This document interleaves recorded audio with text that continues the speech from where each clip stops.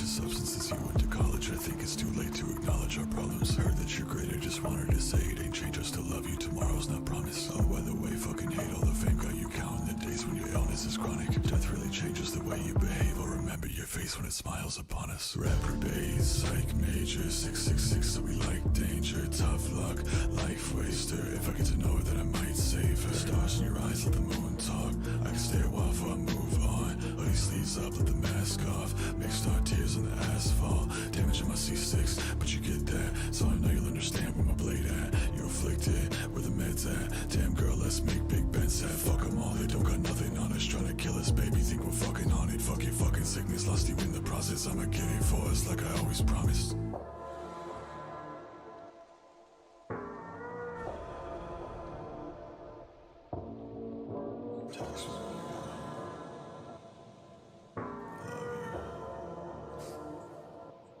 Pull me back in with your fucking lies. Kill me slowly, baby, you know I don't fucking mind.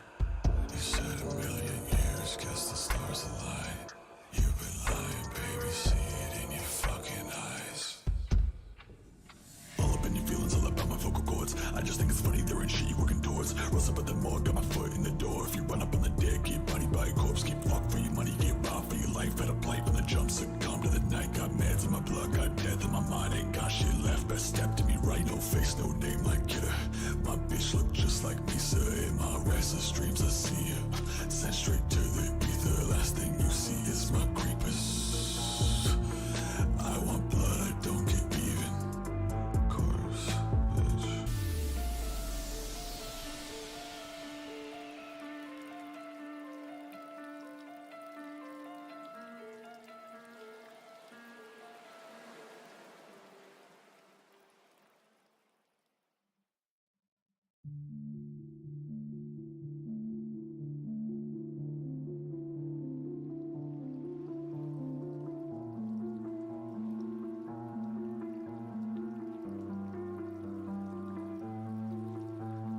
I went to substances, you went to college. I think it's too late to acknowledge our problems. Heard that you're great, I just wanted to say it ain't change. I still love you, tomorrow's not promised. Oh, by the way, fucking hate all the fame. Got you counting the days when your illness is chronic. Death really changes the way you behave. I'll remember your face when it smiles upon us. Rapper bass, psych major, 666, so we like danger. Tough luck, life waster. If I get to know her, then I might save her. Stars in your eyes, let the moon talk. I can stay a while before I move on. Hoodie sleeves up, let the mask off. Mixed our tears on the asphalt. Damage in my C6, but you get that. So I know you'll understand where my blade at. You're afflicted, where the meds at. Damn girl. Ladies and gentlemen, welcome to the Geeks and Noobs podcast. I am currently riding solo. I'm your host, Super Beard Vince Hoover. Kale McCosplay is on his way. Just got a little behind on things, but we'll be here ASAP. So we're going to start this off solo on our own, but no worries. We're happy to have everybody here. We are, of course, live over on Twitch. We are live on YouTube. We are live on Facebook. And now we are also live on TikTok. So I am hoping that you guys are getting audio from this. Trying to check the levels here on Twitch or on TikTok. Hopefully you guys can hear me. Oh, hang on. Picking up the wrong mic.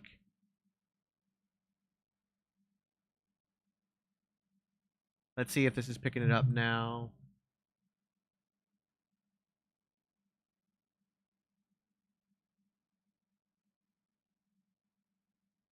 Check 1 2, check 1 2. Now you guys should be able to hear me. So hopefully that worked. Check all the settings there. We're just going through the settings. We're gonna our first live stream through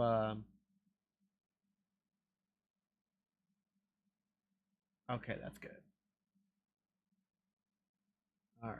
So we're going to change that. I'm wondering if you guys can hear me on TikTok. Because we are now live on TikTok.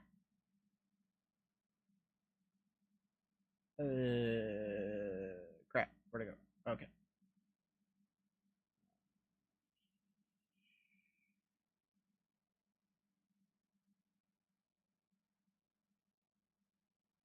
Check 1, 2. Check, check, check. Check 1, 2. Check, check, check. All right, let's see if that worked. Hopefully, you guys can hear us on TikTok as well for the live. Appreciate everybody joining up on all things. If you're on Facebook, please share and follow. If you're on YouTube, hit that like button, subscribe. It's free there, and hit that notification bell so you know every time we go live. If you are on Twitch, please follow, please subscribe. If you're feeling generous, it's just $5 and it helps out the channel a lot. Or use your Amazon Prime subscription, make Jeffrey Bezos pay for it, and stick it to the billionaires. If you're on TikTok, give us a follow there as well, and make sure you drop some chats there as well. I'm trying to monitor everything here, so this ought to be fun. Got the chats for everybody up and everything. Trying out the TikTok live studio, so we'll see how it goes. But yeah, today's gonna be a fun episode. We're gonna do round 2 of our Reddit reacts as soon as Kel gets here. We're gonna talk very briefly about Loki episode 1. Episode 2 premieres tonight, 9 p.m. Eastern Standard Time. But the actor strike is still going on, and unfortunately, it did hit a roadblock today, or it might have been yesterday. Okay, so I got a confirmation you can hear us over on TikTok. That's great. Thank you for that, Super Bro. Hopefully, work isn't killing you too bad. The actor strike. They were the Actors Guild. The union SAG was in talks with the studios. Unfortunately, that negotiation went nowhere. The studios apparently refused to counteroffer. Apparently, they brought a singular offer to the table. The actors brought their offer to the table, and the studios, after 5 days of negotiations, refused to counteroffer and walked away. So the actors are still on strike. From what I understand, many of the WGA, even though they got theirs resolved, they're refusing to cross the picket line in solidarity. So everything is still kind of up on hold. So also in solidarity, we as content creators are not going to push out stuff for struck studios. Disney is, of course, a struck studio. So we will talk very briefly about Loki, but not very much before we get into our Reddit stories. Also, for all my wrestling fans, if you got a chance to tune in or not, this past Tuesday, it was one of the biggest, coolest days in wrestling. AEW had to move their show due to MLB playoffs to a Tuesday night, so they went head to head with NXT. Both shows pulled out all the stops as they could. We did an NXT watch along right here on TGN networks for Wrestling with Toxicity, and it was one hell of a show, top to bottom. Yes, they brought in a lot of main roster guys, but I think what people fail to realize when they make that argument, because there's still that whole tribalism in the wrestling community and the IWC, AEW doesn't have any rookies on their show. They're all supposed to be veterans. They're all supposed to be made stars. NXTs are their rookies. So yeah, they brought in some main roster people to give a rub to the rookies. That being said, the rookies went out there and banged, man. Huge shout out to the women's breakout tournament and Danny Palmer and Lola Vice. They killed it. Killed it. Yes, NXT did beat AEW in the ratings. Tony Khan is apparently very butthurt about that. That's a whole other conversation entirely. He has been just a petulant, spoiled child over on Twitter, or X or whatever you want to call it, and it's been insane to watch, and it's sad. When the reality is, we all won. We all won because we got 2 great wrestling shows. Competition breeds success, and the only thing that holds success down are petulant assholes who can't get out of their own way. And unfortunately, Tony Khan is kind of acting like that. And that's a shame because it hurts his wrestlers who don't see the tribalism. They cheer for the other locker room. They're happy for everybody in the business. They're happy for the competition.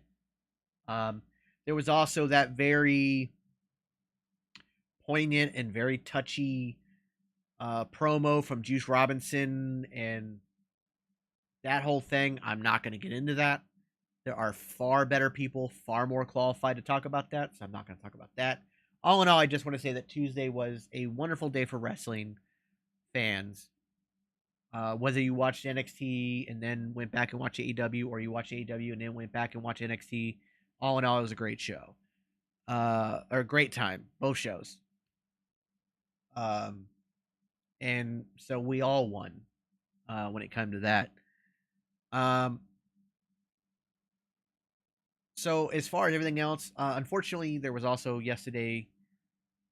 I went to do an episode of the Geeky Kitchen, which I'm loving doing, by the way. But I kind of broke my stove. Easy fix. Parts coming in very early tomorrow morning. I'll fix it. It'll be ready.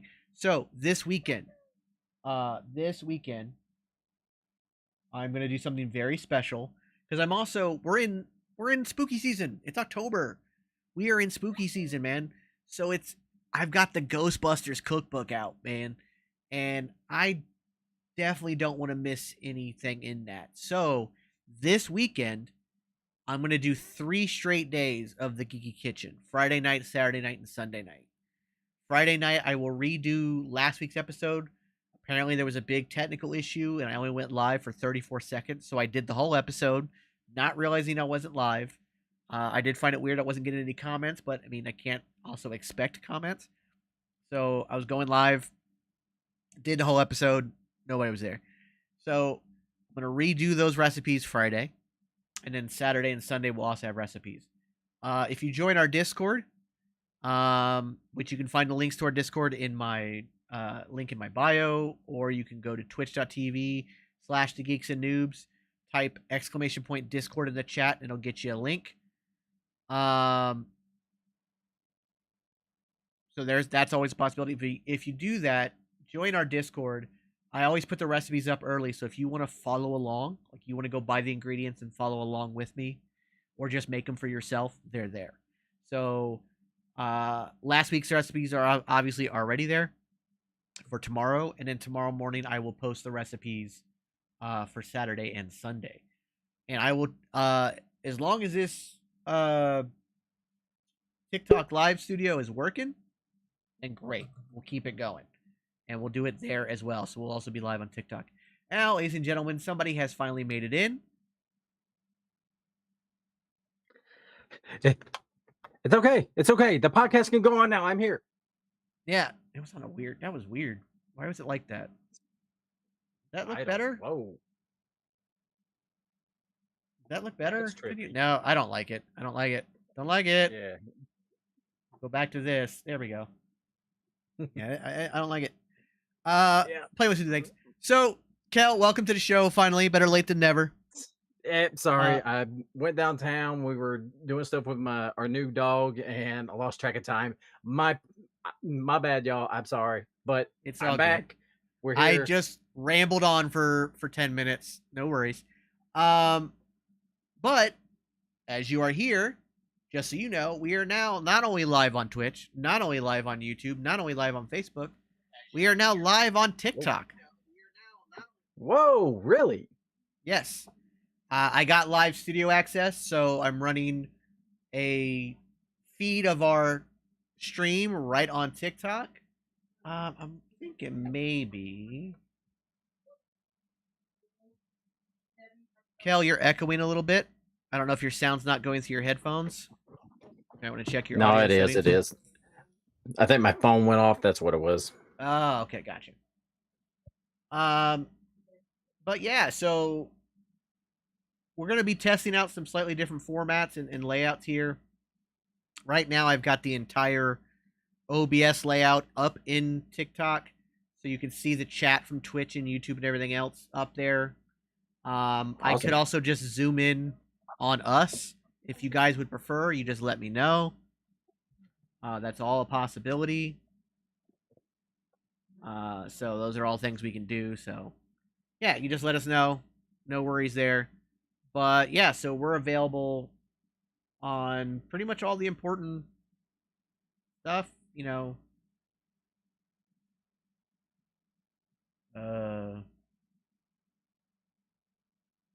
got that. So, uh, like I said at the beginning of the show, we're going to be doing some Reddit reacts round 2, kind of finish off the list I had, do some other ones. When we get to the end of that, I have an idea for next week because, as I was mentioning to our viewers, the actor strike is still ongoing. So Yeah, unfortunately, but our we usual stand with content. them. Oh, absolutely. Our usual content is not going to be there, but like I said, we will touch a little bit on Loki episode 1, Loki season 2 episode 1 here. Kind of give our thoughts on it and everything. We won't dive into anything with it. We won't go too much into detail with it. But I also have like a kind of a theory on things that I do want to touch on as well. Um, but Kel, I know you only got a chance to watch part of episode 1. Did you get a chance to finish it? Yeah, I did get to finish it. And very interesting first episode. I mean, if the whole series is like the first episode, we are in for a wild freaking ride. Yeah, to me, like when we started Phase 4, and I really liked WandaVision a lot, and I liked Captain America or Falcon and the Winter Soldier, which became Captain America and the Winter Soldier. But Loki to me just absolutely killed it. Like that first season of Loki is just amazing. This first episode of Loki has me so psyched for what's to come. Absolutely phenomenal. I enjoyed every second of it. It was so fun. I'm really looking forward to it's interesting that they're now doing Thursday episodes at 9 p.m. instead of the Wednesday midnight morning, technically Tuesday night. You Yeah, know. But yeah, it's really cool that they're doing it like that. And it's just Kel. yeah. I don't know what that means. I wonder if for some reason you're echoing on TikTok. I can't listen to TikTok while I'm doing this. It's not playing through my headphones for some reason. So I don't know. Kel is I'm not hearing any echo. Oh, yours. Okay, hold on. Your sound is picking up through my microphone and through the speakers. Let me look at the mixer here. See if I can fix this real quick. Go ahead and give your thoughts on. It's not on you. It's on TikTok only. Okay. So I gotta fix that primary speaker. You're gonna come through. But yeah, it started off. Whoa, yeah, I heard that. That was weird. Yeah. All right, you keep talking. Tell me your quick thoughts on Loki season 2, episode 1, before we get into these Reddit reactions. Well, it literally starts up where we left off on season 1, which I think was a great move. Just to see the panic and the chaos on Loki's face that something is happening. He has no idea what, since He Who Remains was killed by Sophie. And actually, he doesn't. And not to get into too many spoilers, he doesn't actually know if she killed him or not. That's true. I mean, we don't. He makes that comment that he feels she was going to, but he doesn't know if she did. That's right. I forgot. So yeah, it's where they left off, where they're going with everything in the multiverse and whatnot. This season looks to be kind of just absolutely insane. There was a post-credit scene. I don't know if you saw that. I want to tell everybody now. There is a post-credit scene. Honestly, it's not like super important. It'll probably play again at the beginning of season 2, episode 2. But stick around. It was still cool. We fixed the audio thing. Cool. Nice. All right, audio's great. But yeah, I really love this. Ke Huy Quan is in it, and he's of course phenomenal. You know, he is an international treasure. Yeah, I got to see his Oscar win again. It was on TikTok while scrolling through today. Thought that was great. So yeah, all in all, I'm really loving Loki season 2 already. Like, I'm super hyped for it. But it also got me thinking, and this is something we can talk about. before we get into these Reddit stories.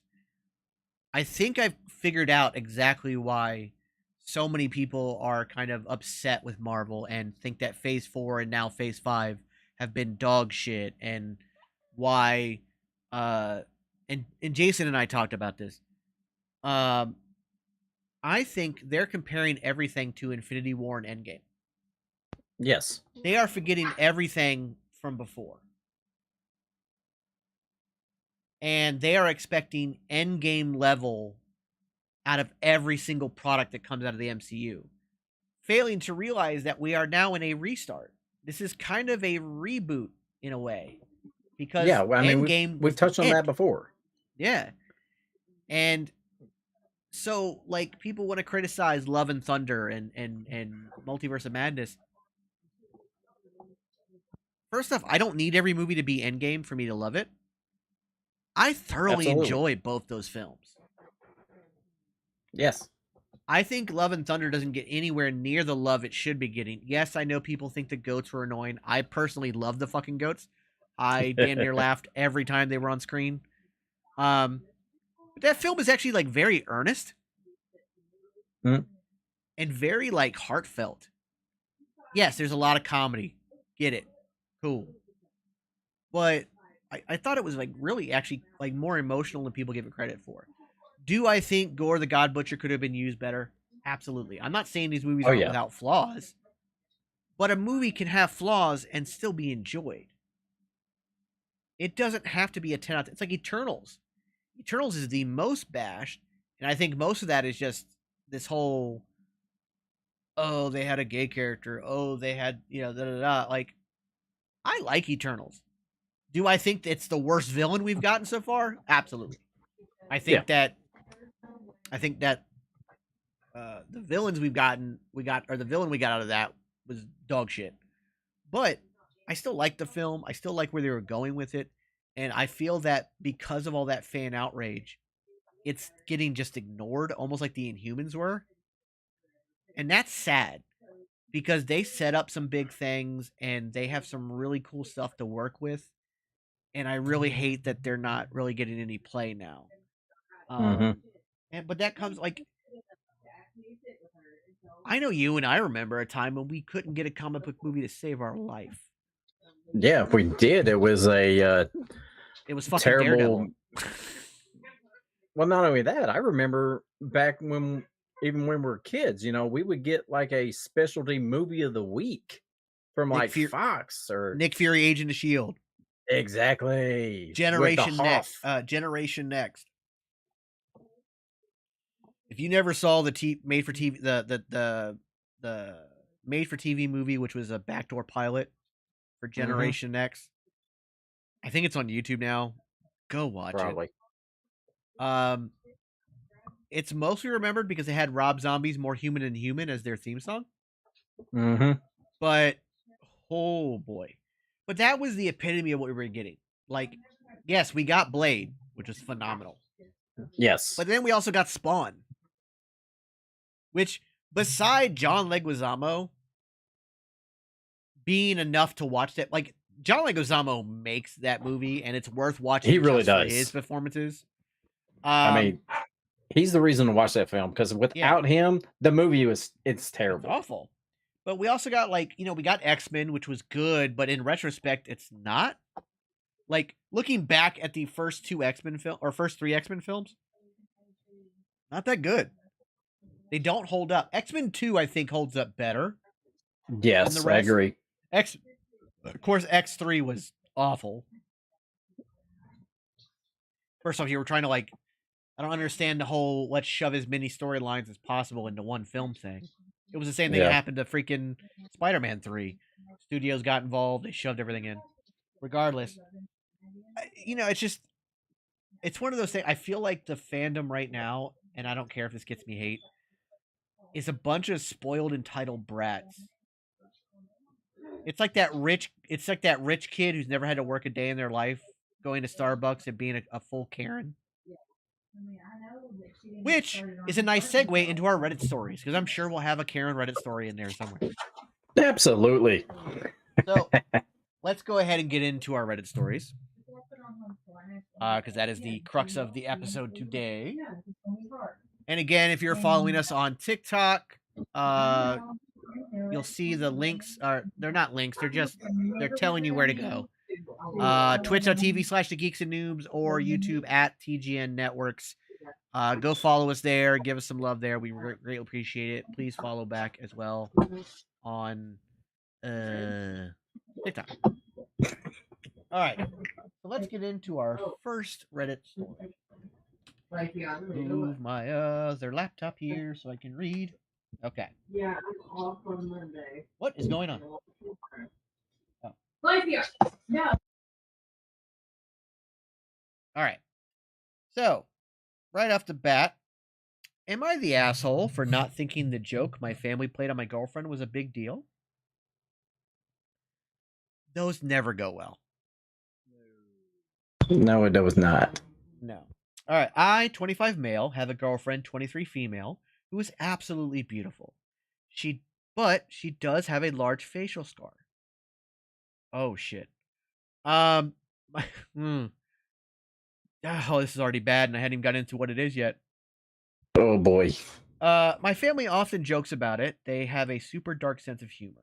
It bothers my girlfriend, and she says it doesn't feel like a joke. It feels like she's being insulted under the pretense of it being dark humor. Even though I explain it's just how they are and they don't mean any harm, she doesn't really want to be around them. I told her it was really important to me to spend Christmas with my family. We would all quarantine first and test, but it was also important to me. She resisted at first, but after some urging from me, she gave in. She said I absolutely could not excuse their behavior if they made rude comments about her, though.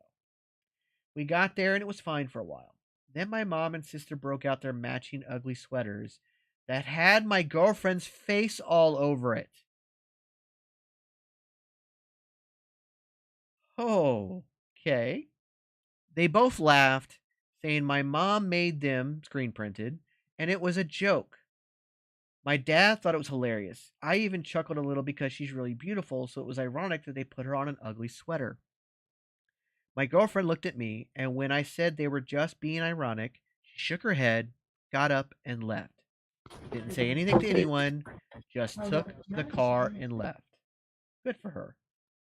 I called her several times and she didn't answer. The only text I received was, "You need to find your own way home." That pissed me off, and I called her a couple more times. The whole time, my mom is upset because it was just a joke and she didn't realize my girlfriend was going to overreact like that. Oh, you asshole. Yes, you are an asshole. Yeah, by the way, he was voted. I was going to wait to the end, but he was definitely voted asshole. I told her that a warning would have been nice, but my sister agreed it was just a joke and my girlfriend was being a baby about it. Jesus Christ. Red flags! Oh, there's more. I had another fight with my girlfriend when I finally got home, and she said I was an asshole for putting her in that situation, and I said I didn't realize that they were going to do that, and they were being ironic because she was beautiful. She said I let them treat her badly and was trying to make it her fault when it was my family who acted badly. I said it was just a joke and that she was overreacting. She asked, how is it supposed to be a joke? I said that was just their sense of humor. I said I was sorry that she was offended by the joke, but she ruined the whole day with her reaction. She said that, no. Them realizing she wasn't going to take their bullshit anymore ruined their day. We aren't currently speaking, but when my cousin called to wish me a Merry Christmas and I asked how the day went, I mentioned what happened, and he straight up called me an asshole for doing that to her. I don't really think I've done anything, though. I didn't know that they were going to do that, and really, it was just a joke, and I think she's overreacting. Am I really the asshole here? Yes, you fuckwat. Yes, you. Holy yes, shit. you are. God, I mean, no, you don't do that. You knew she was self-conscious about it, but you still allowed your family to say that your family's just joking around about it. No, she is insecure about that. You do not bring up someone's insecurities, you motherfucker. And here's the thing. Even if it is quote unquote just a joke from her family, she has told you she is not comfortable with it. Yeah. She has set the boundary that it is not okay. It is now up to you to go to your family and tell them, hey, I know you're just joking. I know you mean no ill will, but it's still upsetting her, so you need to stop. You do not have a right to get mad at her for overreacting because you crossed a boundary. Mm-hmm. I want to see what these comments say. If he's Yeah, responding. I want to there see if got to he's be some juicy responded. ones in there. I'm trying to see if he's responded anyway.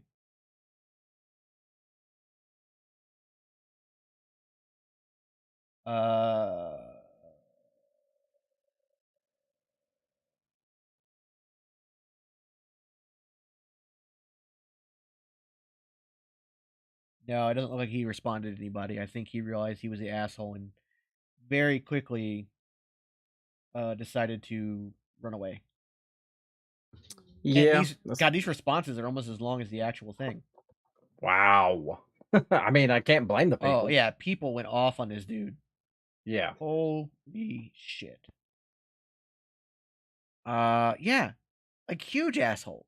Like this is almost so. There's a thing on Reddit that when an asshole is a big enough asshole, like when you do something that like you are so blatantly the asshole that it's inconceivable that you could be so dim to not know you're the asshole, or you've done something that is so horrendous that it goes beyond the level asshole. Those typically get moved to "Am I the devil?" I think this might be a candidate because holy shit. Yeah. It's so funny. He says that he cares for her, but yet allows that, and then says you're overreacting for your insecurities. Nah, fuck you. Okay, so let's see here.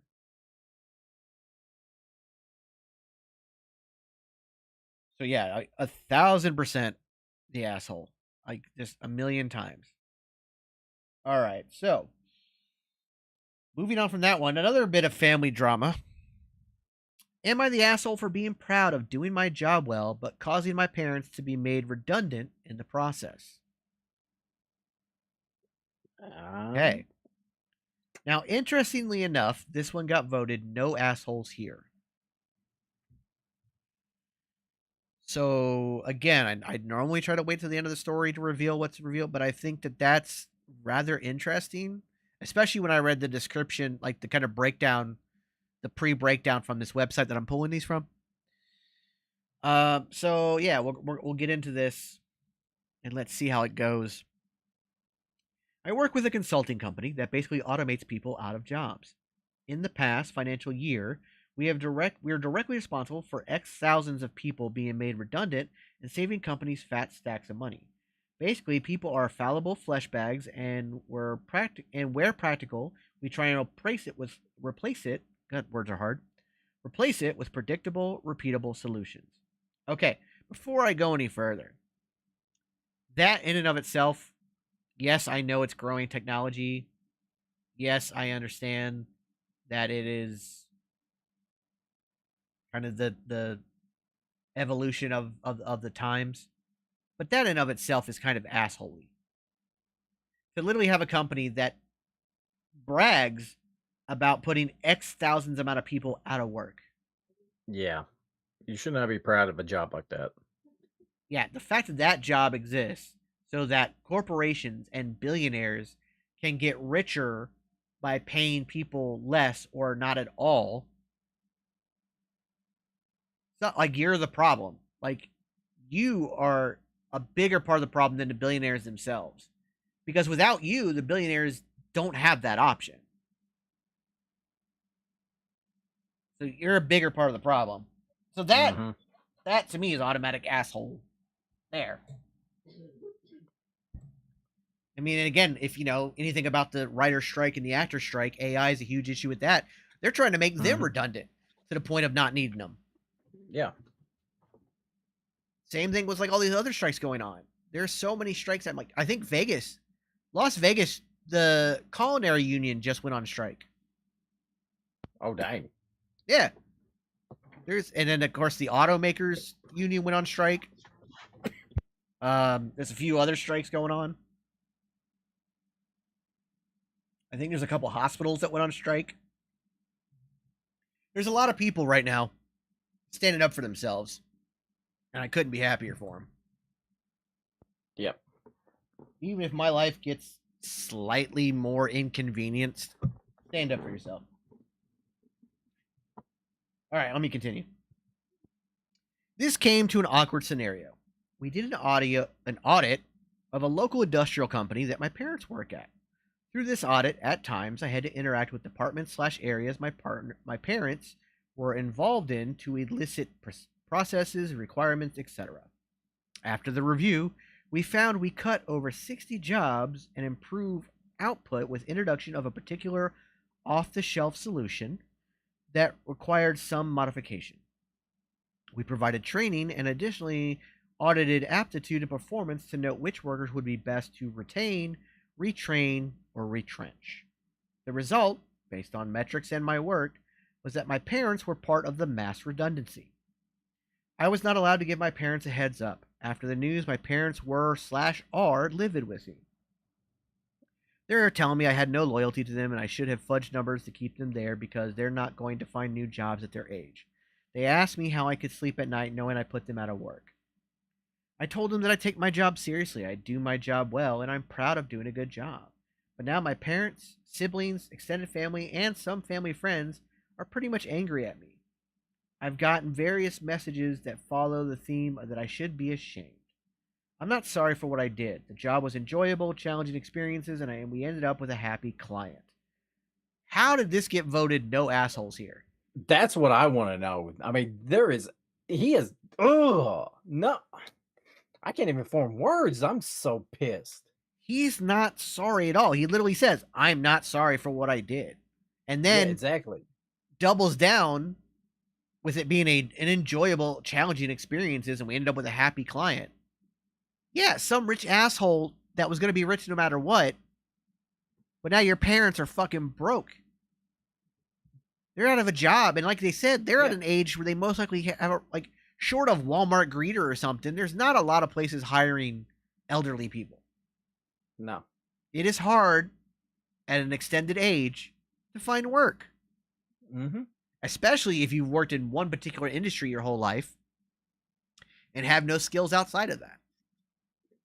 Which is actually very common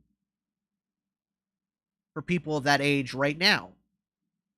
Because they grew up in a place where they could work at the same company for 30, 40 years. Mm-hmm. So they've worked one job, and that's it. I just really hope this is just something somebody just made up, and this is not true. Because if it is, I hope that guy has to get a new car battery every week. You know what I hope happens? Is that another company similar to his runs an audit on his company and finds him to be redundant and gets fucking rid of him. Oh, the irony. Oh, I would love that. But here's one comment I do want to touch on because they make, and it's actually coming, I see it now, it's like 3 or 4. You probably should have turned down the job due to conflict of interest. There's a whole lot more. But that point right there, that alone, he should have excused it. Jay, how's it going? Welcome over on TikTok. We are getting heated over Reddit stories because people are assholes. Yes. That is my good buddy Jay. What is going on, brother? Yeah, the conflict of interest alone. And the thing was, I think the conflict of interest was known because he was told he couldn't give his parents a heads up. Yeah, exactly. So it was known. So that in of itself, honestly, if I was those workers, including his parents, I would sue and bring it up. It would make the entire audit invalid because of conflict of interest. And at this point, you already know your kid's an asshole. Paint him as the asshole. Paint him out that this was vindictive. That he did this on purpose. And it was a conflict. He did not excuse himself when he should have. Don't come around for Christmas, you fucker. Don't do it. You are fucking done. My God, some people. I swear to God. Mm-hmm. All right. Let's see. I don't get how people sleep at night. You know? Like, it would be one thing. Like, granted, there's a lot of context we don't know. His parents could have been the most abusive parents in the world to him his entire life. He sure as That's hell true. doesn't paint them that way. No, not one bit. And that would be something I would, if that was the Yeah. truth, I would definitely bring that up. But the fact that he never brings it up, and the fact that everybody in the family and even extended family and even friends of the family, there is literally nobody on his side, short of the rich ass owner who gets to make more money and fire his parents, Yeah. and his rich ass boss who made money off completing the contract. Those are the only people on his side, and his Mhm. own fucking ego. The people that sign his checks, that's where his loyalty is. That is just sad. Yeah, Jay says he was trying to get back at them for not buying him a Nintendo in the 80s. Maybe. Although I gotta say, I'm not sure. Did it give an age? No, it didn't. I have a feeling this person wasn't alive in the 80s. I don't think anybody from the 80s would have done that shit unless they were a sociopath. Which, True. I mean, let's be real. There's a good chunk of Redditors that are sociopaths. Oh, yeah. Oh, there's that. He should have reclused himself for sure. Yeah, absolutely, Jay. I don't understand. I just can't don't either. understand. I don't get it. Like I said, May's car batteries die every week. Okay. So this one's going to hit a little close to home for me, I think. Yes, karma will catch. Am I the asshole for very rarely or almost never wanting to go to restaurants because my girlfriend makes food that's just as good, if not better, than restaurant food?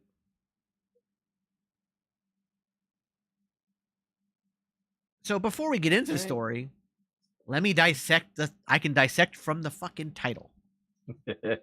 He is making his girlfriend cook all the time. Mm-hmm. Under the guise of, but your food is better. And I can almost guarantee the man isn't helping with grocery shopping.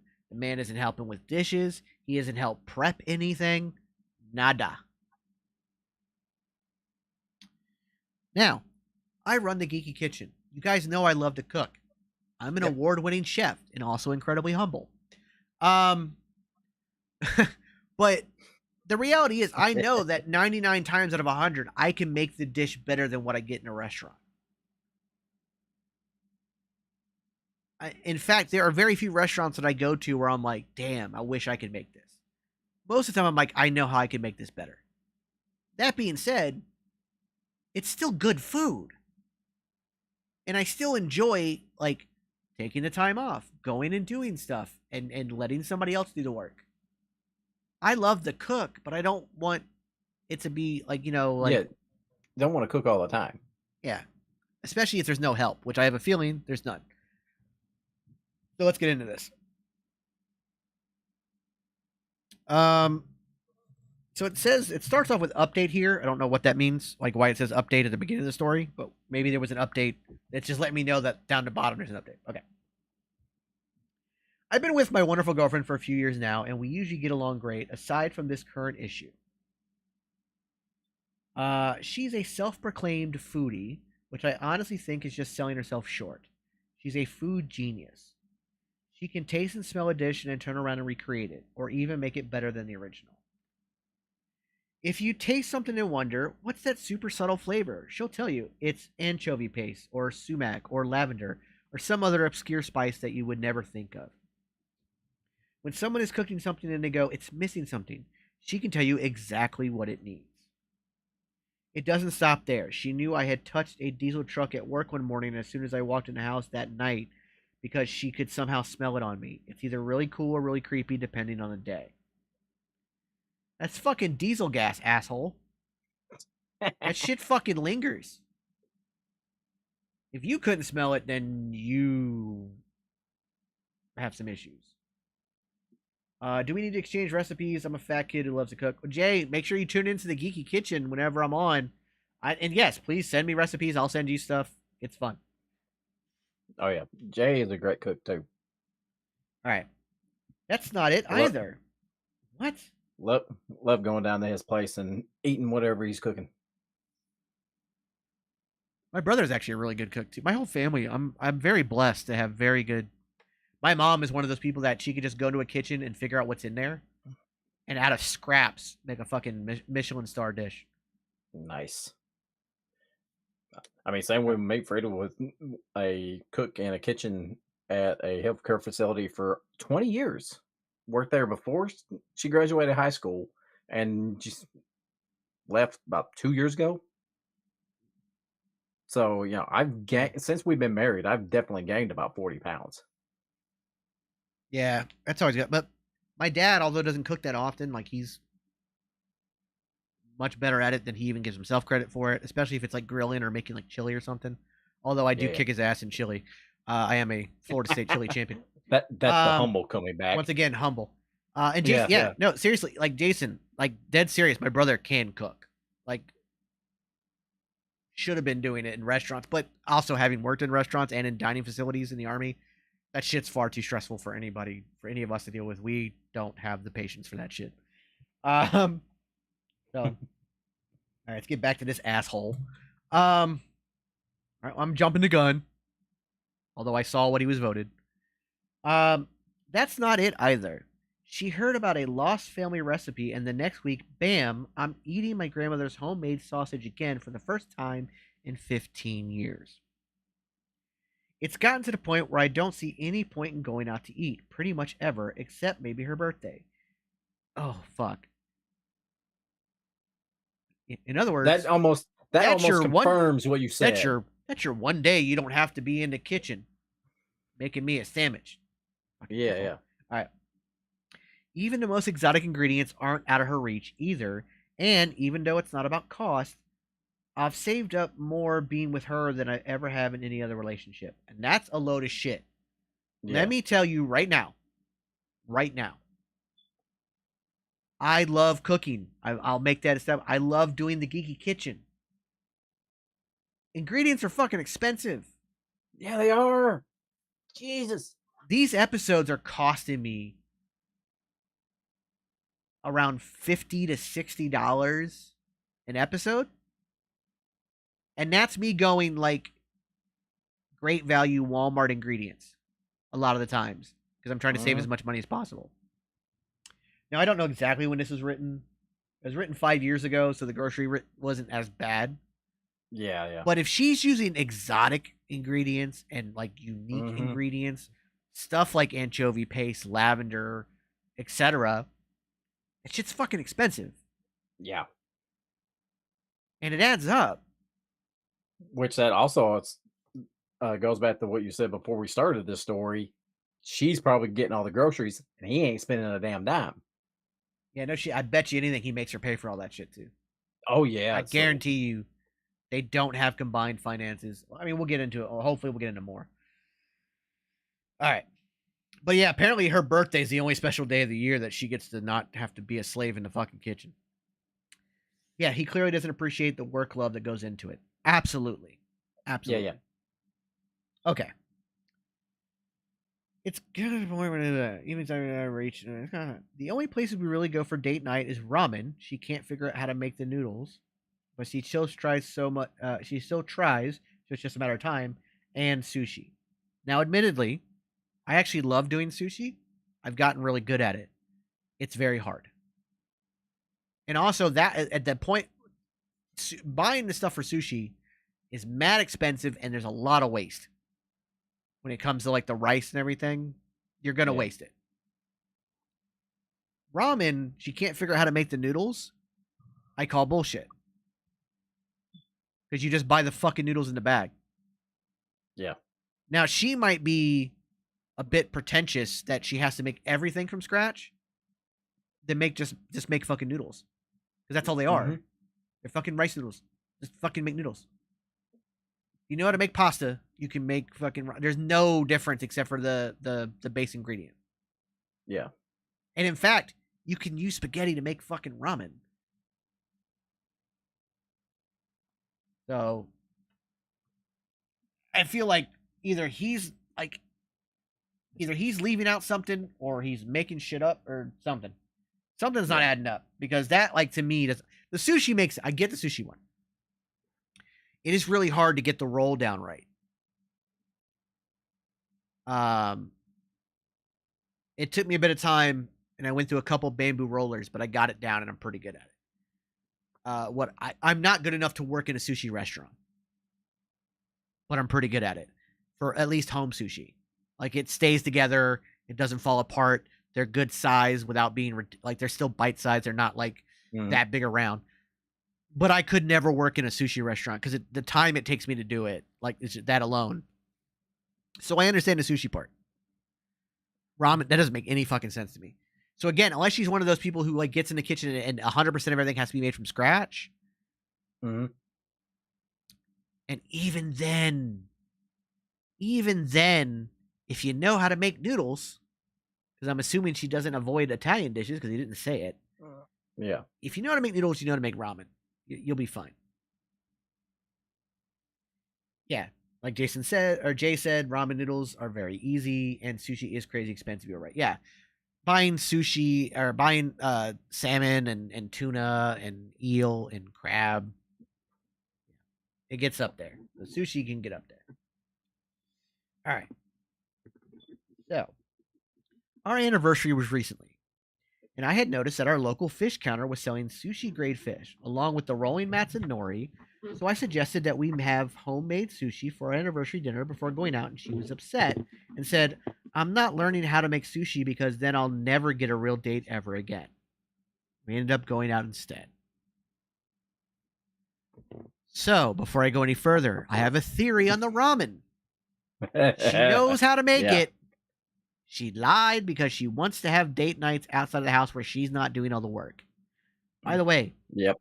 he didn't say we would have homemade sushi that we made together.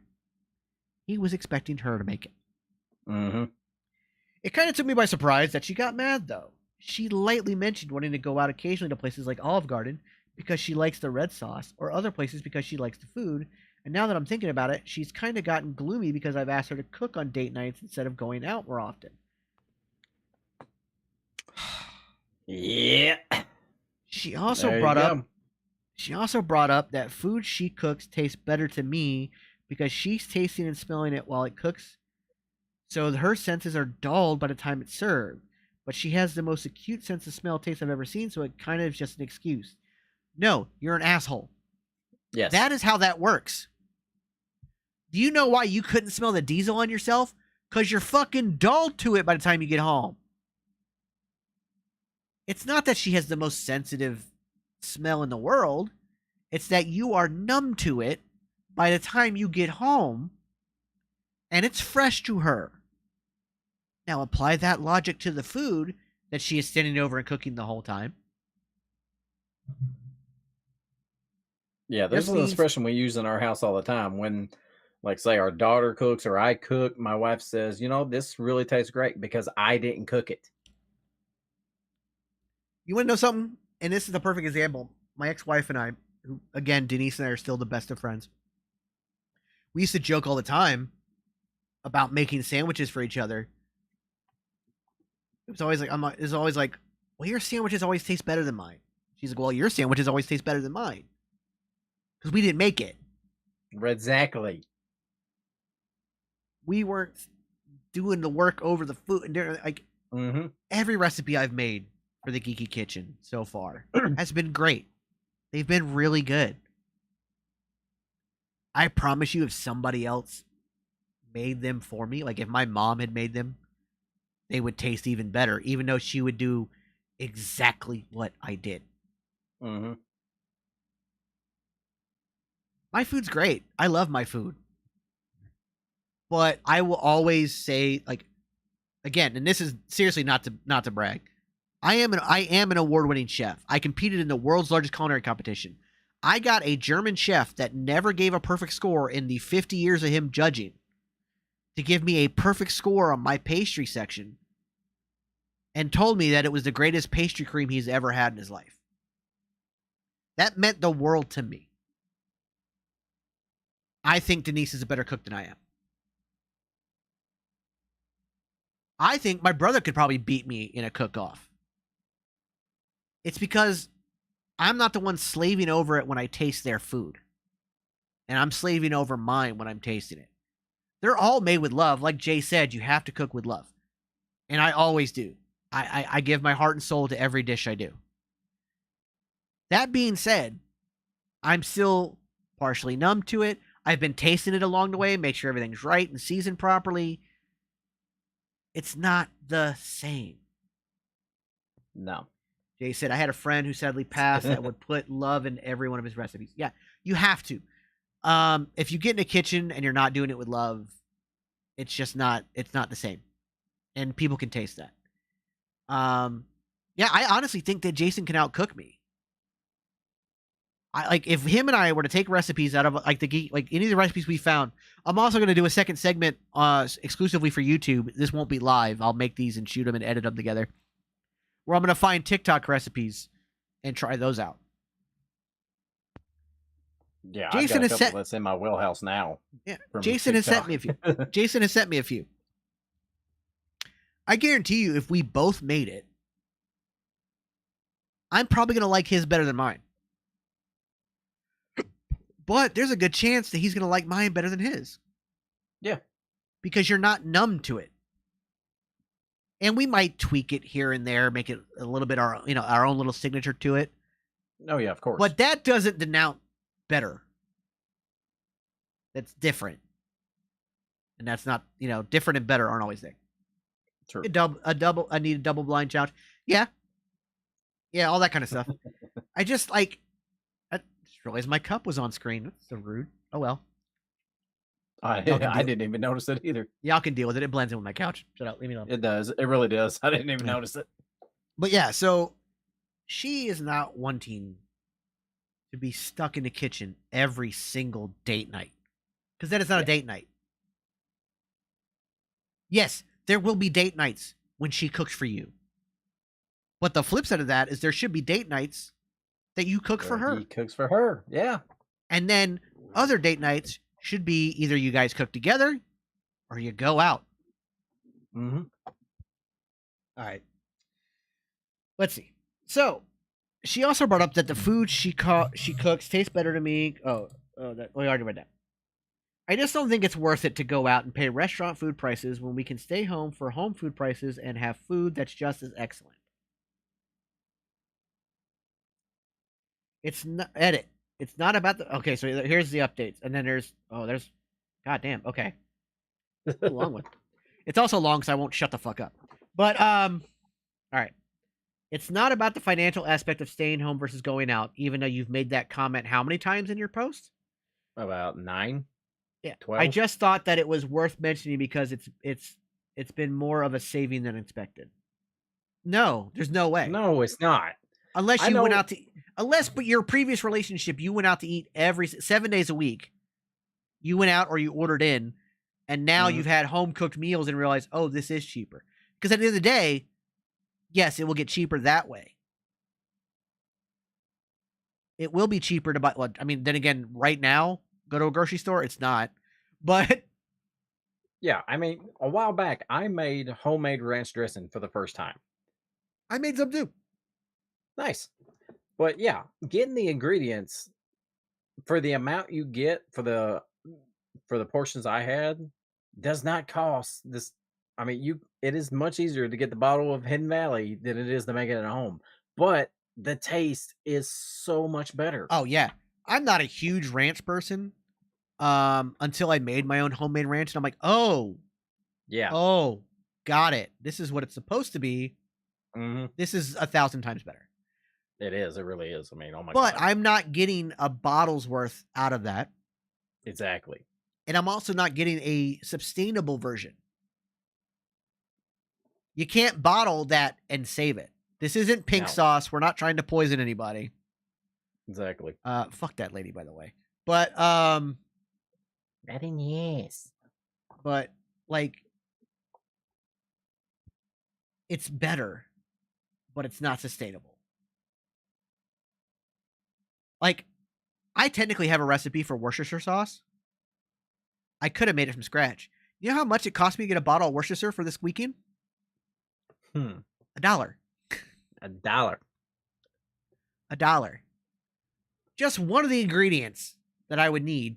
The cheapest one, besides water, which obviously that's the cheapest because it comes out of my tap, Mm-hmm. would have cost me more than that $1 for that bottle. Exactly. Yeah. So it's just like, come on. All right. Yeah, he made it a lot about the money in his post. Talked about past relationships, blah blah blah blah. I agree with you. I think she's the one buying the groceries. I don't think he's even contributing. That's why no. he's saving so much money. But I'm taking her out tonight to gravel, guys. I am also going to politely ask that if she finds this off of Twitter, please don't smother me in my sleep for being such a dick. So you know you're an asshole. You just admitted. No, Twitter, I don't buy her flowers. Thanks for rubbing it in. I buy her herbs and succulents. What flowers do I buy a woman who likes to preserve them afterward? Also, yes, I wash the dishes. Highly fucking doubtful. You may throw them in Yeah. a fucking dishwasher and then she puts them away. I just know it. I doubt anything this man says as far as what he does. Oh yeah. Okay, final edit. By the way, huge asshole. Guy was voted asshole big time. Okay, guys, this will probably be my last edit. This post exploded unexpectedly, and I've tried to respond to as many comments as I can, but there's just too many of you. If you ask me a direct question I have an answer, I'm sorry, my inbox is a mess. I really took everything you guys said to heart, and I can honestly say that I've been an ass. And it really hurt my relationship with my girlfriend. It's honestly a surprise that she's still my girlfriend after everything. No fucking shit. So her mom picked up the girls and took her out to a really nice tapas restaurant. She was very excited and seemed to enjoy herself, and I apologized for being stupid. After, we took a walk and everything seemed perfect, so I asked her to marry me. She said no. Good for her. She did it kindly, but still said no. She said that it was not a no forever, but she didn't want to commit to a one-sided relationship, and also said she doesn't think that it's fair that our relationship happens on my schedule or my poster schedule. Yeah. I'm pretty Yeah. heartbroken. I thought everything was pretty okay with us, but she thinks we should go to premarital or pre-engagement counseling, and the division of labor needs to change over serious. There it is.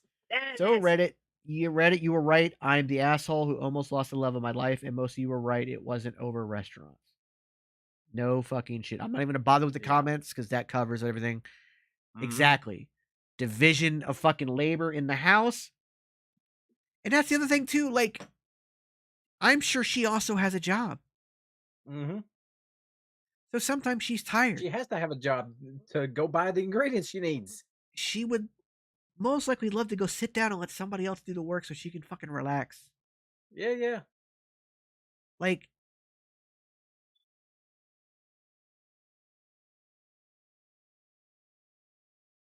oh, hold on. I got a spam comment in Twitch. Somebody trying to sell me viewers. Oh, nice. So we're going to go ahead and block them. All right. Like making your own fermented fish. That's a thing. You can't have a 1950s relationship anymore. Absolutely, Jay. Yeah. This guy obviously feels that his wife should be his hopefully never future His wife. mother. Should be barefoot pregnant in the kitchen. Like, go make me a sandwich, bitch, kind of guy. Like, what the hell, man? What the actual hell? I don't understand. And it took internet strangers to point out your idiocy. All right. Schmuck. Nailed it exactly. Oh, this one looks like a long one. Oh, that's what she said. Funny you say that because this is called P-Gate. Okay. Uh, okay. Holy fuck. Okay. All right. I read the title and don't know where to begin. Oh, geez. Am I the asshole for not taking in my brother-in-law who peed on my stuff and blamed the cat?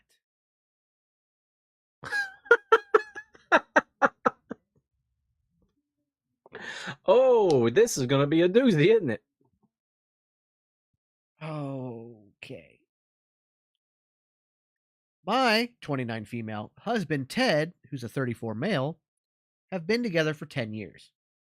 We met in early college and dated all throughout.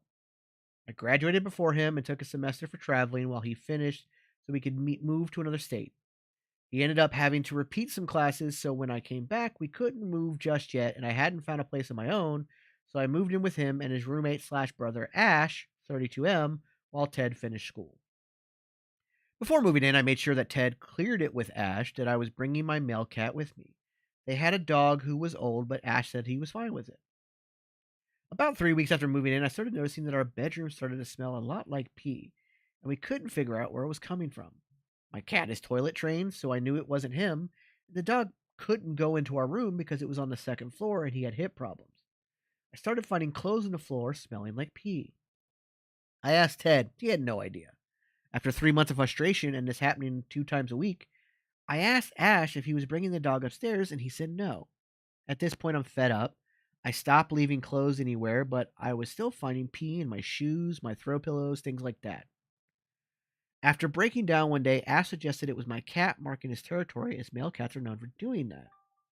He said it made sense as it was only on my things and it was a new place. If any of y'all have cats, you know that cat pee smells very different from human pee. 1,000% smells like pneumonia. Or ammonia. Absolutely. Not pneumonia, ammonia.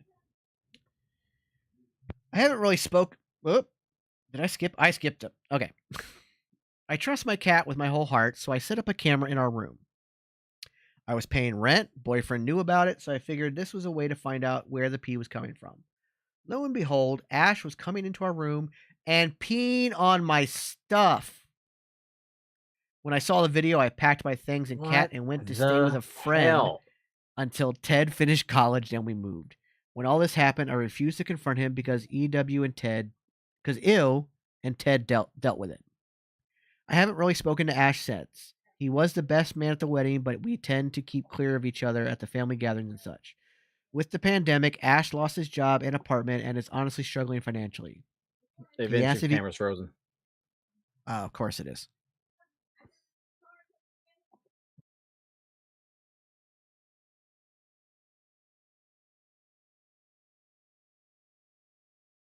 Got to love technology. Oh, God damn it.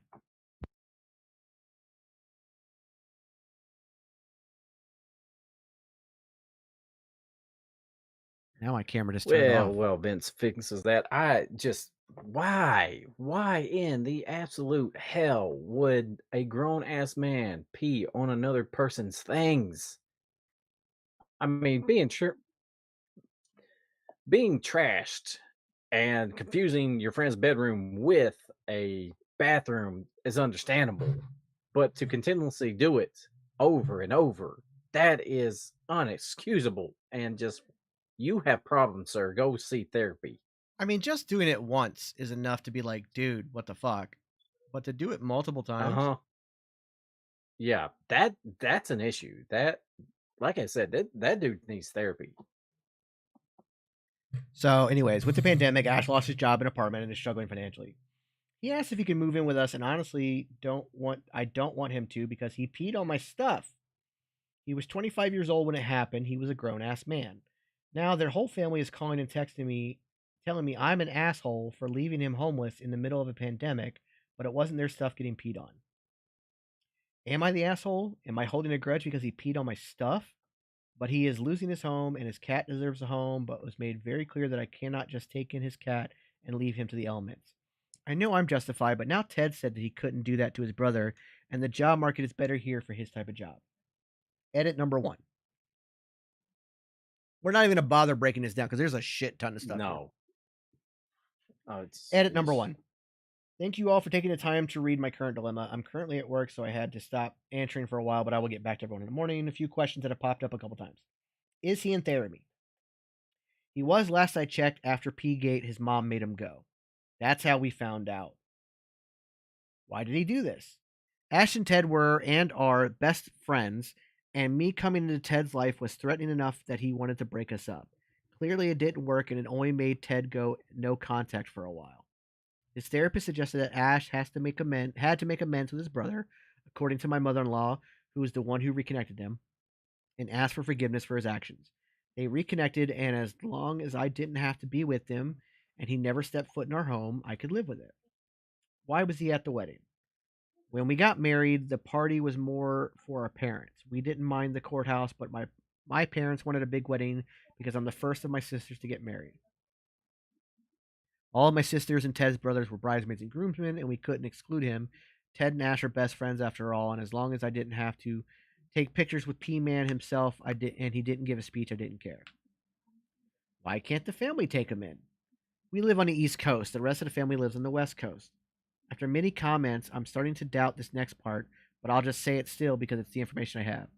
Ted's profession is much more enjoyable in the East Coast than it is on the West, so him moving across would diminish his chances of finding a job in his field. I am in the process of convincing all of the brothers, there's 8 more, to pitch in a bit between us so we can stay here. Jesus Christ.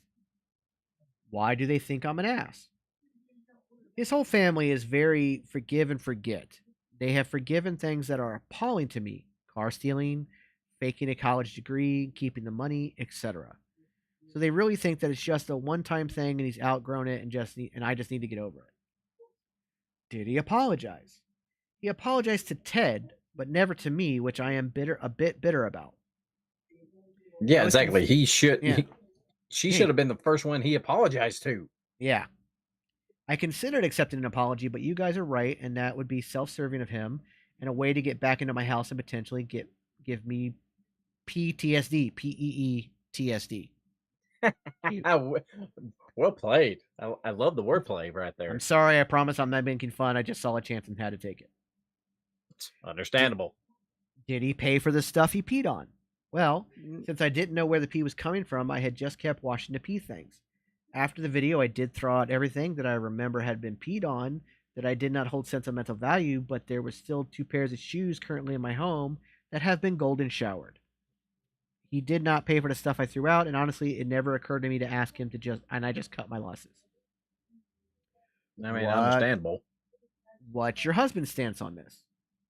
Ted is the best human in the universe, and he honestly puts up with enough of my shenanigans that I would legit let P-Man move in if it made Ted happy. As soon as everything happened, he was disturbed and cut him off completely, but after his mom said the therapist thought it would help him to make amends, they made up. Ted has never once pressed me to be with Ash or for him to come to our house. When we got married, he told me it was absolutely okay if I said no to Ash being the best man, but I love him enough to deal with him when it was necessary, such as Christmas, except 2020, and big family events. Can we see the video? I'm sorry to disappoint you, but no. As pissed, as I might be at the man, I do believe in privacy. When it happened, I only sent it to Ted so he would believe me, because I honestly wouldn't believe me if he had told me that one of my sisters was peeing on his stuff. As far as I know, he has only shown it to his parents to provide proof that he weren't making things up, and 2 of the older brothers because I don't know, they're guys and curious. Okay, mini update. So P has hit the fan in the family, and my day has been awful. Some of the other brothers saw this post and all of your comments, and the family didn't have the whole story, and apparently neither did I. Brother 3, 4, and 8 are on their way here to deal with it because I'm way over my head. I'd like to give a big F F you to the messages telling me that probably had it coming. Blah, blah, blah, blah, blah. Okay. How? How did she have it coming? There's more. This is why I said I wasn't even going to get into it. Oh, hold on. How many parts are there? Holy fuck.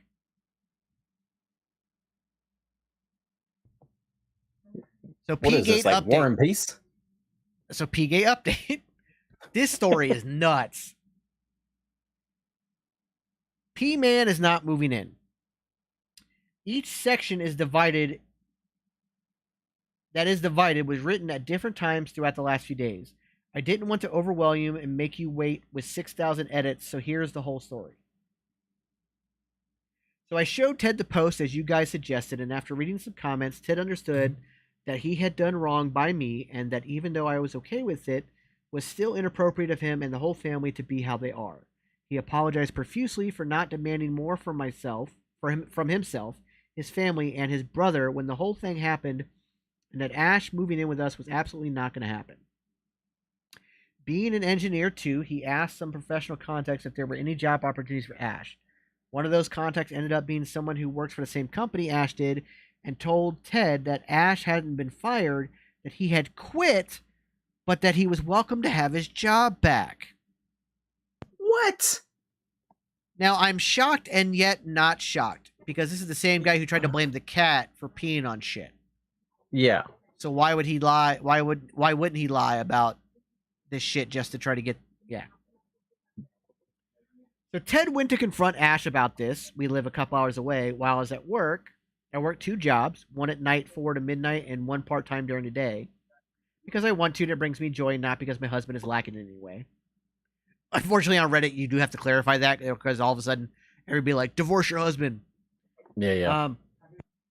And found some stuff that started a chain of events and truth unveilings that, to be honest, just make me sad more than anything else. Yeah, I know I'm being spineless again and should be outraged, but I'm just tired right now and want to just sleep, but I've gotten enough nice and hateful messages that I figured I owe you guys closure. I'm probably going to get crap for sharing this all right now, but I don't care. This is a resumed yet still very long version of everything that happened since my original post. B stand for brother of Ted. If I say wife number X, please refer to the number of brother, not that any of them have multiple wives. Fucking A. Jesus Christ. You guys ready to buckle in? We're going to be here a while. This might be the last one.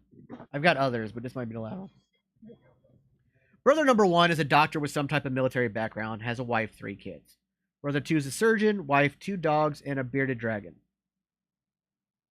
Brother number 3, engineer, fiance, and dog. Brother 4, teacher and researcher, wife, and kid. Brother 5, works in IT, not sure of the details, has a wife. Brother 6 is a doctor, single, and ready to mingle. Brother 7 is a chef, businessman, has a wife and 1 kid. Brother 8 is a car salesman with a wife, 3 kids, and a fish. Brother 9 is Ted, wife and cat, and brother number 10 is Ash. Holy fuck. 10 sons. That is crazy. One away from a fucking football team. Mm-hmm. Okay. I sat down with Ted about everything you pointed out. He apologized immensely. We cried together, promised to do and be better. As you are all now aware, his family is complicated, and not rocking the boat was embedded into his heart. We both agreed to individual therapy, and if both therapists suggest we do couples, then we'll do couples therapy too. He ordered a t-shirt that says, the most okayest human in the universe, to cheer me up a bit. Anyways, Ted called his connection and found out that Ash didn't quit. Is pissed about all the drama this is causing and goes to confront. I think she meant to say Ash wasn't fired. Yeah. Again, she's writing this tired. He goes into his place. Ash is not there. Ted has a key for emergencies. He goes in anyway and waits. He eventually has to go to the guest bathroom, and it's locked. So he goes into his room to use that bathroom and found a situation, was the word he used when he told me. He called me, tells me to stay home, and that he would be home later because he had to involve his family and didn't want to subject me to any more than I've already had to deal with, which had me thinking the worst, but at this point I was scared and just told him to come back soon and be safe. About 2 hours later, wife number 8 calls me crying to ask if I'm okay. I say, I don't know. Ted just told me vaguely about the situation and I haven't heard since. She asks if I want to know, which I did, and she starts off by apologizing, saying that they didn't know the whole story, that brother number 5 had read my post and called brother number 7 to complain about me sharing the story online. Apparently, having your brother in law pee on your stuff isn't common enough that he knew it was his family he were talking about. Brother number 7 reads the story and says there's a few things about my version of events that sound off to him. So he contacts brother number 2, who contacts their mom, and at this point, they've all read it. I did have missed calls. I need like a flow chart. Yeah, we need that Charlie Day. From, the Charlie Day diagram to follow this story. Yeesh. I did have missed calls from brother 6 and brother 2 that I didn't answer because I was working. Anyways, as many of you guessed it, the therapy part on Ash's story was sketchy. Turns out that the therapist he had been going to was a friend of his with zero actual training and just pretending to be his therapist so his mom would get off his back about it. He faked going to therapy, which his mom paid for 3 years. What?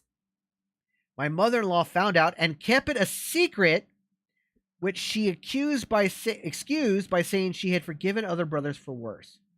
All this came to light because brother 2 confronted her about Ash not apologizing to me because they were under the false impression that he had apologized and I had forgiven him, since I have a track record of being a doormat and the fact that he was the best man, which is why they were pushing him to live with us.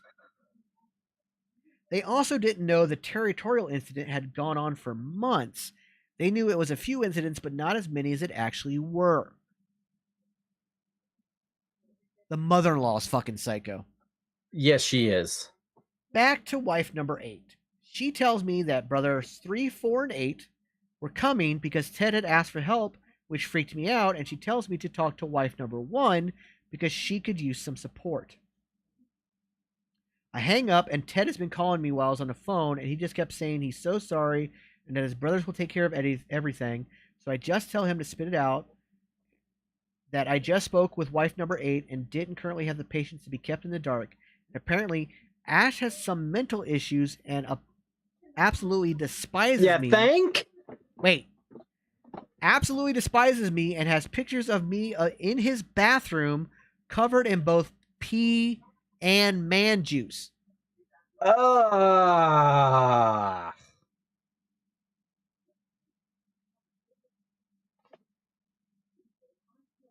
He goes Holy hell. He apparently had some of brother number 1's daughter as well. Some pictures of the 14-year-old daughter as well.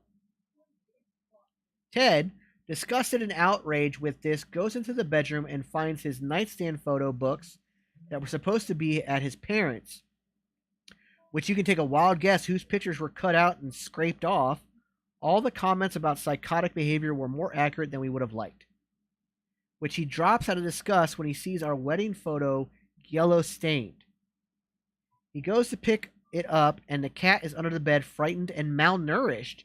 When he coerces her out, she is covered in dry pee and man juice. Oh my God. At this point, brother 6 calls him because he wasn't answering. Ted tells him what he found and that Ash is not home, and he had to take the cat to the vet, and brother 6 tells him to stay there until they found out where Ash is. They start calling each other. Brother 1 is furious, threatening to kill him because of his daughter. No fucking shit. Yeah, for real. Now all the brothers know, and there's a lot of feelings going around ranging from fury to concern, and they don't know where Ash is. Ted calls his mom to confront her about lying and covering and reuniting him, although she didn't know he was lying about the therapist when she reunited him.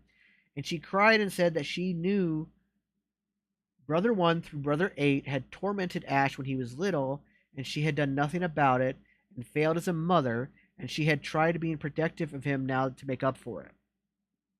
I do remember when we got married that my mother-in-law was very on top of Ash, and I just thought she was being motherly.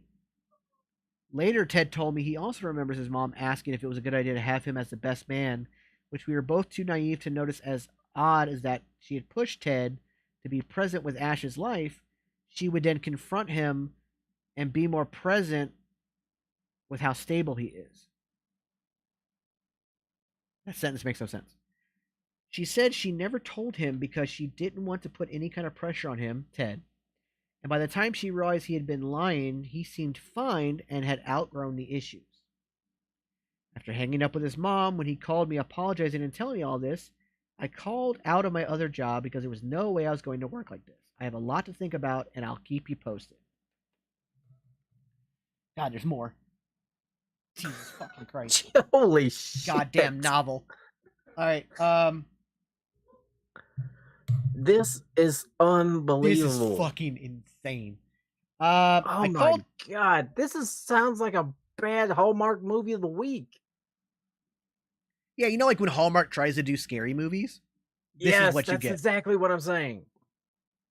Like it's a Lifetime movie. It's a Lifetime movie. Yeah, it's a Lifetime movie. I don't know why I said Hallmark, but holy No, I mean Hallmark does a mother spooky fuck. season. They don't do it well. Okay. Woo! I called Ted and told him, by the way, there's a sequel to this. We're not done. Oh jeez. I called. This is why I said it's gonna be the last story because it's a doozy. Well, I think next week we'll do some more, but I have another thing I want to try as well next week. But we'll get to that later. Yeah. I called Ted and told him I was on my way there because someone has to take care of the cat. He said he didn't want me seeing any of this, but honestly, I'm just worried about the cat, and at this point, I'm just numb and want to feel useful. Fucking shit. Oh wait, hold on. Lost my spot. Okay. About an hour into the drive, I get a notification from our Ring, the doorbell that records the people at your door, and it's a delivery of sunflowers, which are Ted's favorite flower. He's very secure in his masculinity. Please don't make this a thing. I tell the delivery person to read me the card. It's the type of Ring doorbell I can talk to the people, and it's from Ash saying something along the lines of me, OP, her. Did Ash? I'm gonna replace the words because it's written from Ash's perspective. So I'm gonna OP did Ash dirty by sharing their problems online. Anything that comes from her, it will be on her. Anything that comes from it will be on her. And I just broke down. I had to pull over and just cry my heart out. I called my neighbor to please take the flowers and throw them out, and send Ted a picture. And I just drove back to go to my sister's place because I honestly didn't know what to do. I am so lost, and all of this is so messed up. And I had a huge family before any of this happened, and I feel like I lost a lot of people who I love that I thought also thought of me as family, but not even in my sheltered version of the world can I see or justify any of all the things that are happening right now. And I don't want to lose my husband, and I'm worried about the cat, and I'm scared that Ash is going to hurt himself or my husband. And I called wife number one, and she is so scared for her daughter, and I don't want her to be scared, but I don't have time. I don't have it in me to console her because I'm just as scared. And rationally, none of this is my fault, but I'm a common point because between everything and that's happened, and I just don't know what to do. I'm okay as a person can be in this type of situation. I'm at my parents' house and Ted's here, and he brought me the cat, and life sucks less with a cat on my lap. Where do I start? You probably have 1,000 questions at this point, and I don't know how to answer any of them. But I've been waiting to post all of this. Maybe I won't post it all and keep y'all wondering. I will say both this situation and some of the messages I've gotten have made me lose some of my faith in humanity, but I guess that's just part of what makes us human. You want to know the worst part of all this? I have legitimate PTSD, and I don't say that in a quirky way anymore. She did spell it again, PEETSD. Yeah. Every time I hear someone peeing, as in pee hitting the water, I get this sense of dread in my chest, and the world just becomes a bit staticky. Going to the bathroom myself has been a whole experience. I had my first therapy set appointment, though. Will luckily and tragically live in a world where you can just throw money and make anything happen. Thanks, Daddy, for paying my emergency shrink. That was an update of how I'm doing since some of y'all asked, but I'll get to the point and the reason why you're all here. What happened to Ash? After the flower delivery, I just couldn't deal with this anymore, and I made my way back to my sister's. Ted immediately left and came to me. Brother 6 is the one coordinating everything else. Out of it all, my brother-in-law, out of all my brother-in-laws, he is my favorite, and I don't care if the others see this. Most of them have been trash to me at some point. The other clearly number 10 taking the cake, Ash. I haven't had it in me to ask what's going to happen to Ash. I think he needs help above everything else. Brother number 1 clearly thinks differently, and I guess he's trying to get the police involved since his daughter is a minor. I asked Ted to see the pictures. Brother number 2 said to document everything because I thought it would help. It did not. I just raised more questions, but hey, I have a therapist now, so he can talk me through them. I guess right now I don't have any more to say, but I'm sorry to have wasted your time, but I'm sure this isn't over. We'll have more maybe later, maybe tomorrow. Well, they found Ash. Oh boy. Brothers 3, 4, and 8 showed up at his place, and he was there this time. Apparently, he hadn't noticed Ted had been there and didn't know about the shitstorm that was coming. Punches were thrown, yelling, more punches, and one appointment to the ER later. Ash is currently in a psychiatric hold, being evaluated for a myriad of things. Good word use. Love the word myriad. Yeah. Ted's mom kept trying to get in touch. I don't know if it's to apologize or to inquire about what's happening, because in general, everyone is mad at her. But I'm done with her. I think this is the worst reality check. Understandably. Yeah, no shit. I think this is the worst reality check a person could ever have, but I certainly have learned a lot about people and trust in families. By the way, I'm pulling these off the 16 craziest Reddit stories. This is number 4. I believe it. There are 3 others that are worse. I don't understand how, but okay. Oh, And we'll get to those next week. I'm going to finish up the story. But again, I'm not done. We have a lot to do here. this whole story is like the world's craziest roller coaster that isn't finished yet. Yeah. From the information we have, Ted's mom seems to have been right about something. Ted not being actively present in his brother's life is what brought on this madness. I guess with the pandemic and us keeping our distance, it started his decline. He had to have work. He'll have to work through that with whatever means of coping they provide him, because Ted has cut off about half of his family, hoping this time forever, since I really don't see either of us getting over this anytime soon. Ash's cat unfortunately didn't make it. That's Aw. something I will forever feel guilty about. Why do you feel guilty? Yeah, I mean, you didn't sit there and just do stuff to it. Ugh.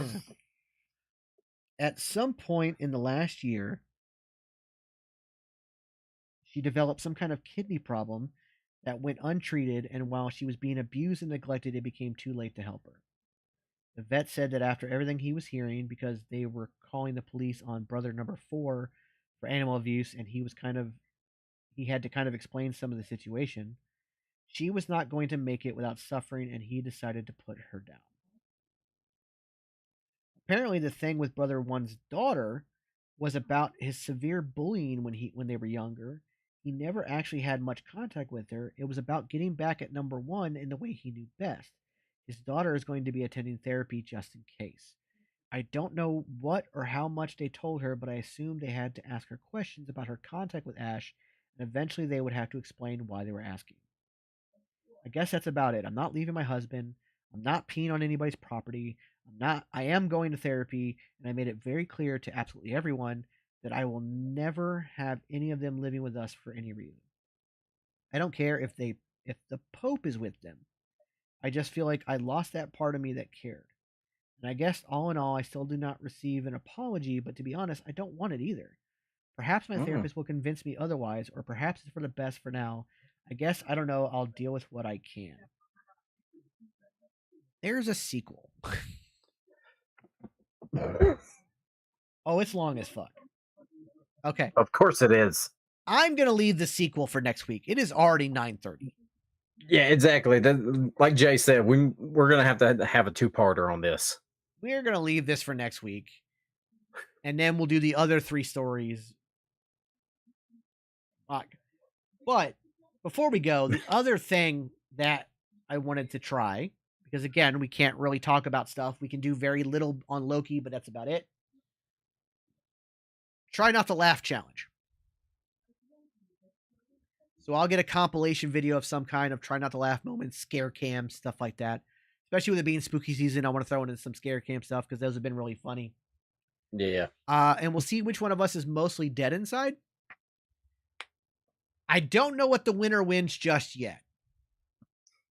You and I will discuss that throughout the week. Anybody watching has any ideas, you can DM us on TikTok or whatever. Not you, Jay. I know No, you why you think. Jay, please do. Remember, we're two broke bitches. So let's not make it something like we're buying each other a car. Let's keep it rational and sane and simple and cheap. Or it could be something crazy like one of us has to dye our hair or something. Now, don't do that because you have to Yeah. work and I have long hair and it would cost me a fortune to get it dyed. Like, you see how long my hair is? Yeah. Like, It's get some Kool-Aid and some vinegar. It's It'll be down on my fine. nipples. That's too dark.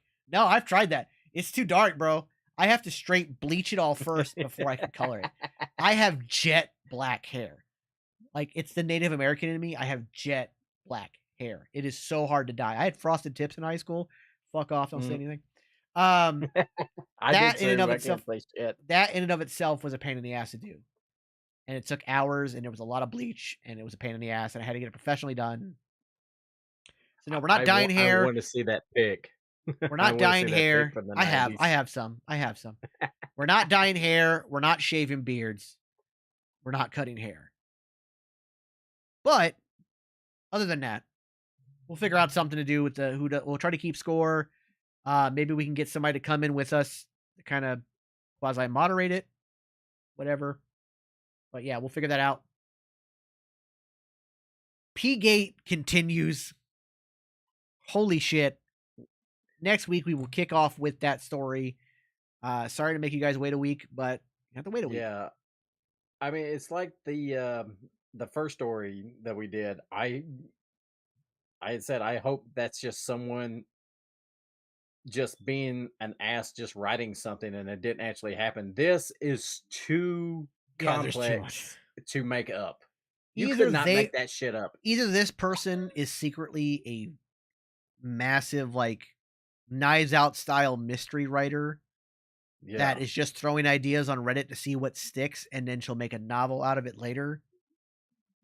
Or this is real. Yeah. And I am definitely leaning towards real. I am too. This is too fucking crazy for it just to be a story.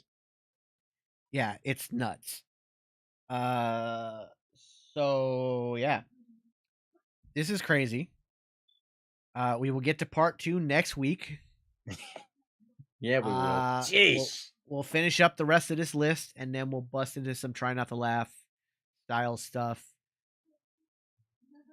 I would like to do some like improv stuff too, but that sounds fun. Yeah, but we'll start with the try not to laugh video, like compilation style. Because we got to fill. We're gonna who knows? There's so many weeks. There's gonna be so many weeks. OP is secretly Quentin Tarantino. There would have been a lot more talk of feet. Yeah. If it was Tarantino. Yeah. No, we unfortunately it looks like this actor strike is not gonna be ended anytime soon. So we're gonna have to fill a lot of these podcasts with some more fun stuff. But also I kind of like the variety of what we're doing. I like just kind of like doing different stuff. So yeah. Yeah, it's refreshing. So we'll have fun with it. And maybe we'll bring some guests on over time to have some fun with us and do some stuff. It'll be a good time. All right, that's going to do it for us today. Don't forget, if you're on our socials, if you're on TikTok, please hit that follow button. If you're on Twitch, hit that follow button. Subscribe if you're feeling generous, just $5 a month. Or you can use your Amazon Prime subscription, make Jeffrey Bezos pay for it, stick it to the billionaires. That money helps our channel grow and helps us get more stuff done. If you're on YouTube, hit that follow button, a subscribe button, hit that like button, and hit the notification bell so you know every time we go live. Also, tell everybody you know about this. Spread the love, get it out there. We want to get to 1,000 followers on YouTube so we can start monetizing that to help the channel grow.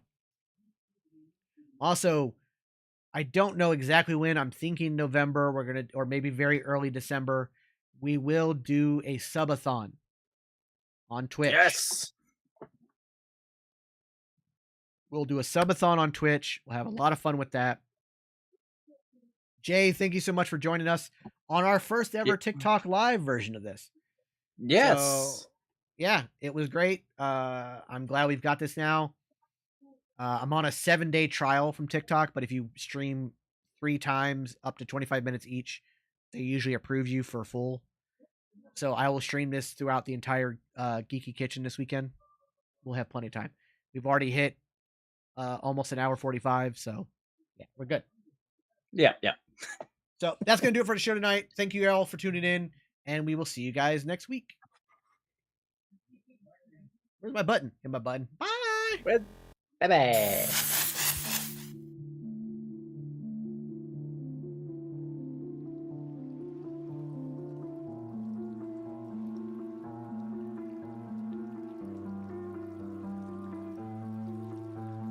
I went to substances, you went to college. I think it's too late to acknowledge our problems. Heard that you're great, I just wanted to say it ain't change. I still love you, tomorrow's not promised. Oh, by the way, fucking hate all the fame. Got you counting the days when your illness is chronic. Death really changes the way you behave. I'll remember your face when it smiles upon us. Rapper base, psych major, 666, so we like danger. Tough luck, life waster. If I get to know her, then I might save her. Stars in your eyes, let the moon talk. I can stay a while before I move on. Hoodie sleeves up, let the mask off. Mixed our tears on the asphalt. Damage in my C6, but you get that. So I know you'll understand where my blade at. You're afflicted, where the meds at. Damn girl, let's make big bets at. Fuck them all, they don't got nothing on us. Trying to kill us, baby, think we're fucking on it. Fuck your fucking sickness, lost you in the process. I'ma get it for us like I always promised.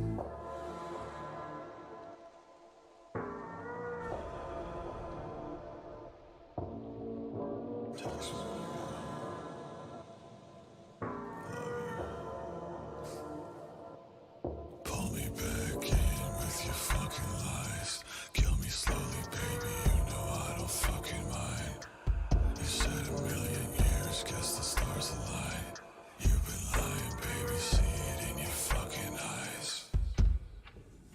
All up in your feelings, all about my vocal cords. I just think it's funny, there ain't shit you working towards. Rose up at the morgue, got